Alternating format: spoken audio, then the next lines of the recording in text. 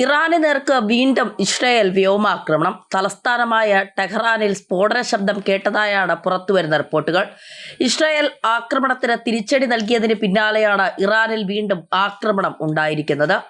വെള്ളിയാഴ്ച വൈകുന്നേരം 6:30 ടെഹ്റാനിലാണ് വ്യോമാക്രമണം ഉണ്ടായതെന്നാണ് വിവരം. ഇതിന് പിന്നാലെ ഇറാന്റെ വ്യോമ പ്രതിരോധ സംവിധാനങ്ങൾ സജ്ജമായതായി ഇറാന്റെ ഔദ്യോഗിക വാർത്താ ഏജൻസി അറിയിച്ചു. പടിഞ്ഞാറൻ ടെഹ്റാൻ, കരാച്ച് എന്നിവിടങ്ങളെ ലക്ഷ്യമാക്കിയായിരുന്നു പുതിയ ആക്രമണങ്ങളെന്നാണ് വിവരം.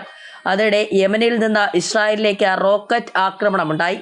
സംഭവത്തിന്റെ പശ്ചാത്തലത്തിൽ ജെറുസലേമിൽ മുന്നറിയിപ്പ് സൈറൻ മുഴങ്ങിയിരിക്കുകയാണ്. നേരത്തെ ഡ്രോൺ ആക്രമണം ഇറാൻ തുടങ്ങിയിരുന്നു. 100ഓളം ഡ്രോണുകൾ ഇസ്രായേലിനെ ലക്ഷ്യമാക്കി അയച്ചതാണ് റിപ്പോർട്ട്. വെള്ളിയാഴ്ച രാവിലെ ഇറാനിലെ സൈനിക ആണവ കേന്ദ്രങ്ങൾക്ക് നേരെ ഇസ്രായേൽ നടത്തിയ ആക്രമണത്തിൽ ഇറാൻ സൈന്യത്തിലെ ഉന്നതരും ആണവ ശാസ്ത്രജ്ഞരും ഉൾപ്പെടെയുള്ളവർ കൊല്ലപ്പെട്ടിരുന്നു.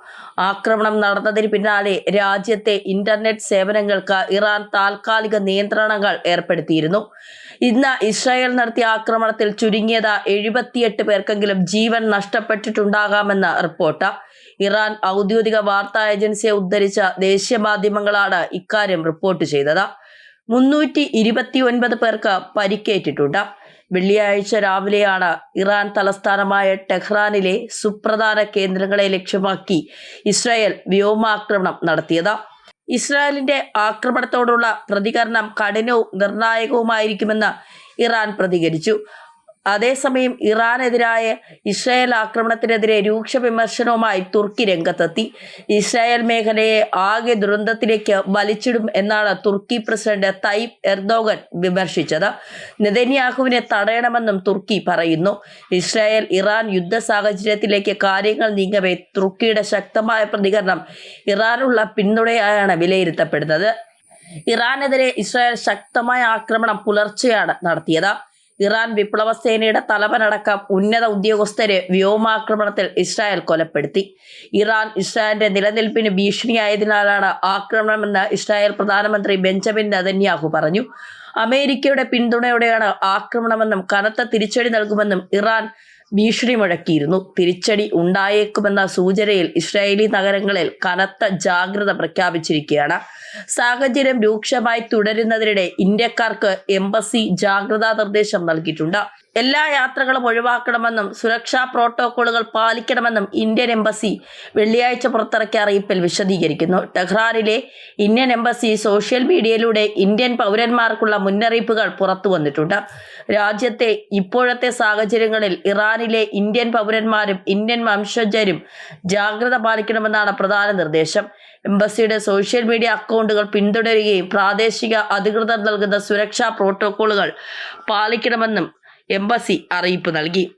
അതേസമയം പശ്ചിമേഷ്യയിൽ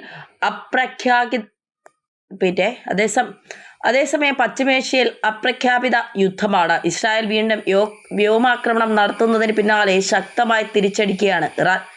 ടെൽ-അവീവിൽ വിവിധയിടങ്ങളിൽ ഇറാന്റെ മിസൈലുകൾ പതിച്ചു. ജെറുസലേമിൽ വലിയ സ്ഫോടനമുണ്ടായി. ഇറാന്റെ ഡ്രോൺ ആക്രമണമാണ് പ്രധാനമായും നടന്നത്. ഇതിനിടെ മിസൈലും പ്രയോഗിച്ചു.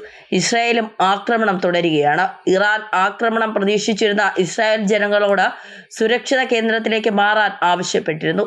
ഇറാന്റെ ആക്രമണങ്ങളിൽ നിരവധി പേർക്ക് പരിക്കേറ്റിട്ടുണ്ടെന്നാണ് വിവരം. ഇതോടെ മധ്യപൂർവ്വദേശം കലുഷിതമായി മാറുകയാണ്. ഇസ്രായേലിനെ മുട്ടുകുത്തിക്കുമെന്ന് ഇറാന്റെ പരമോന്നത നേതാവ് ആയത്തുള്ള അലി ഖമനേയി പറയുന്നു. ഇസ്രായേൽ യുദ്ധവിമാനം വെടിവെച്ചിട്ടെന്നും അവകാശമുണ്ട്. എന്നാൽ ഇസ്രായേൽ ഇതെല്ലാം നിഷേധിച്ചു.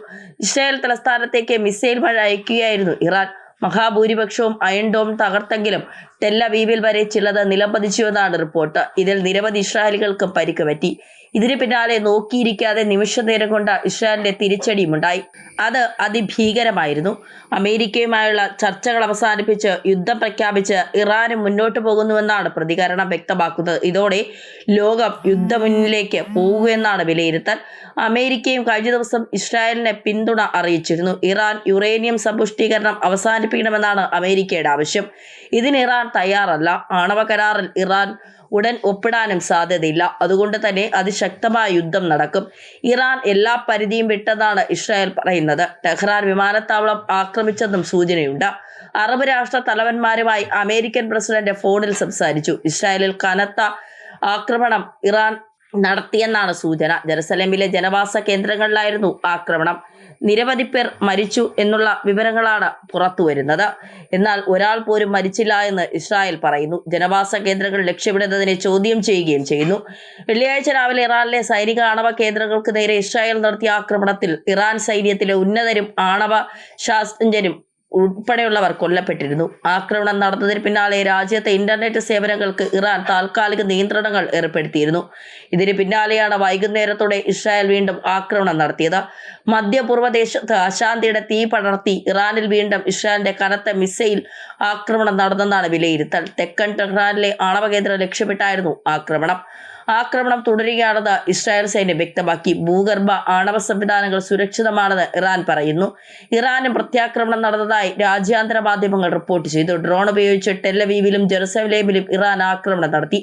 ഇറാനിലേക്ക് ഇസ്രായേൽ യുദ്ധവിമാനങ്ങൾ പറന്നതായി സൂചനയുണ്ട്. ഇസ്രായേലിന്റെ പോർ വിമാനം വെടിവെച്ചിട്ടതായി ഇറാൻ മാധ്യമങ്ങൾ റിപ്പോർട്ട് ചെയ്തു. എന്നാൽ ഇത് ഇസ്രായേലിന്റെ സൈനിക വക്താവ് നിഷേധിച്ചു. ഇസ്രായേലിനെ മുട്ടുകുത്തിക്കുമെന്നാണ് ഇറാന്റെ പരമോന്നത നേതാവ് ആയത്തുള്ള ഖമനി പറഞ്ഞത്. ഇതിലൂടെ ഇസ്രായേലിലേക്ക് ഹൂതി വിമത ഡ്രോൺ ആക്രമണം നടത്തി. ഇറാന്റെ ആക്രമണം സാധാരണക്കാരുടെ നേരെയാണെന്നാണ് ഇസ്രായേൽ വാദിക്കുന്നത്. ഇറാൻ പരിധികൾ ലംഘിച്ചെന്ന് ഇസ്രായേൽ പ്രതിരോധ മന്ത്രിയും പറയുന്നു. വീടുകളിൽ തന്നെ കഴിയണമെന്നും പൊതുസ്ഥലങ്ങളിൽ ഒത്തുകൂടുന്നത് ഒഴിവാക്കണമെന്നും ജനങ്ങൾക്ക് ഇസ്രായേൽ നിർദ്ദേശം നൽകി. ഇസ്രായേൽ ഇറാൻ സംഘർഷത്തിന്റെ പശ്ചാത്തലത്തിൽ അറബ് രാഷ്ട്ര തലവന്മാരുമായി US പ്രസിഡന്റ് ഡൊണാൾഡ് ട്രംപ് ഫോണിൽ സംസാരിച്ചു. ദേശീയ സുരക്ഷാ സമിതിയുമായി US പ്രസിഡന്റ് ഡൊണാൾഡ് ട്രംപ് ചർച്ച നടത്തി. അതായത് ഇസ്രായേലിൻ്റെ മണ്ണിൽ ഇറാനെ തൊടാൻ സമ്മതിക്കില്ല എന്നുള്ള നിലപാട് സ്വീകരിച്ചുകൊണ്ട് തന്നെയാണ് ഇസ്രായേൽ മുന്നോട്ട് പോകുന്നത്.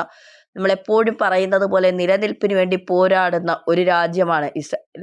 അറബികളുടെ കയ്യിൽ നിന്നും പറഞ്ഞ വില കൊടുത്ത് സ്വന്തമായ ഒരു ഭൂമി വാങ്ങിയ ഏക രാജ്യം ഇസ്രായേൽ മാത്രമാണ്. അവരെ എല്ലായിടത്തു നിന്നും അടിച്ചിറക്കിയപ്പോൾ നിലനിൽക്കാൻ സ്ഥലമില്ലാതെ കഷ്ടപ്പെട്ട പണം കൊണ്ട് ഒരു ഭൂമി വാങ്ങിയ രാജ്യം. അവിടെ പോലും അവർക്ക് സ്വസ്ഥമായി കഴിയാൻ സാധിക്കില്ല എന്ന് പറയുമ്പോൾ ഇറാനെ പിന്തുണച്ച് ഒപ്പം നിൽക്കുന്നവരൊക്കെ മനസ്സിലാക്കണം, ഇസ്രായേലിലുള്ള ജനങ്ങളും മനുഷ്യരാണ്. അവർക്കും ജീവിക്കണം. അവരും നിലനിൽപ്പിന് വേണ്ടിയുള്ള പോരാട്ടത്തിലാണ്, ജീവിക്കാനുള്ള നെട്ടോട്ടത്തിലാണ്. എത്ര നാളായി യുദ്ധം അവരെ ഇങ്ങനെ വല്ലാതെ പ്രതിസന്ധിയിലാക്കുന്നുണ്ട് എന്നുള്ളത്. എന്തായാലും നെതന്യാഹു തുനിഞ്ഞിറങ്ങി. ഇറാന്റെ ഭസ്മം മാത്രമേ ഉണ്ടാകൂ.